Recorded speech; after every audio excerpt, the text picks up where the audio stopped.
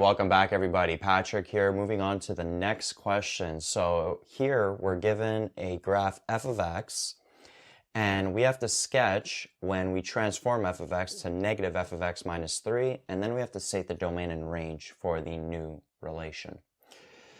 So when I'm given a question like this, what I like to do is I like to find all the corners. So notice there's 4 corners in this function.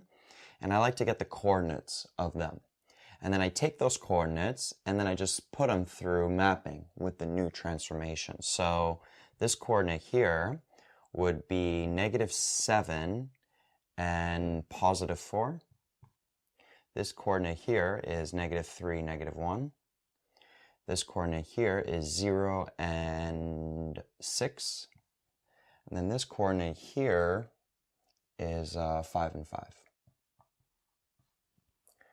Right, so we know that the parent function, quote unquote, has these coordinates here. So we could write them out. -7, 4, -3, -1, 0 and 6, and then 5 and 5. So then what we can do is we could take all these corner points, transform them, plot them, and then just connect all the corners, and that'll be our new function. So the function that we are dealing with, that we're transforming this to, is negative f of x minus 3.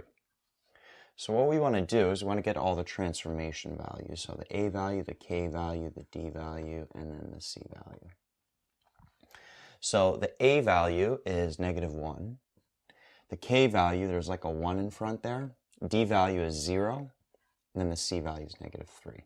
So this d value is 0. If you want to visualize this in a different way, it's like x minus 0. Minus 3. Right? X minus 0 is just x, and then x times 1 is just that 1x. But if you want to put in proper transformation format, this is how it looks. And that's how I get all these values there. All right, so what we got to do now for this function is we got to put it through, we got to take these points and put them through the mapping formula. So the mapping formula is x over k plus d, so it's going to be x over 1, which is just x, plus 0. So all the x values are pretty much staying the same. There is no change in the x values. Then the y values, the formula is ay plus c. So we're taking all the y values, multiplying them by -1. So it's like -y plus c minus 3. The c value is -3. So we're just going to take these points and transform them. So the -7, -3, 0, 5, those all stay the same. The x value is not being transformed. And then the y values, 4 times -1 is -4, minus 3. -7. -1 times -1 is +1 minus 3 gives us -2. 6 times -1 is -6 minus 3 gives us -9. And then 5 times -1 is -5 minus 3 gives us -8. So now what we could do is we could just take all of these points and plot them on the graph. Now I think the y values we're going to have to add a little bit more to the axis. So 1, 2, 3, 4, 5, 6, 7. Let's add 8 and 9 there. Right? And let's plot all these points. So -7 and -7, that would be 1, 2, 3, 4, 5, 6, 7. Let's draw a dotted line down here. 1, 2, 3, 4, 5, 6, 7. Let's draw a dotted line here, so that point will be right there. Let's erase this dotted line. Okay, so that's -7 and -7, -3 and -2. That's actually just below this point. So -3 and -2 is just over here. 0 and -9. That is just down here. And then 5 and -8 1, 2, 3, 4, 5. So let's kind of get my bearings here. That's about there. All right, so this point is -7, -7. This point here is -3 and -2. This point here is 0, -9.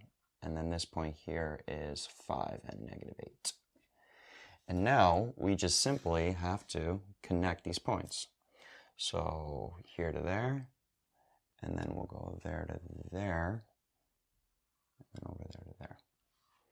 Right, so that right there is the new transform function. So basically what we did is we took this function, the a value is -1, we flipped it in the x-axis. That's why this shape is this shape basically flipped.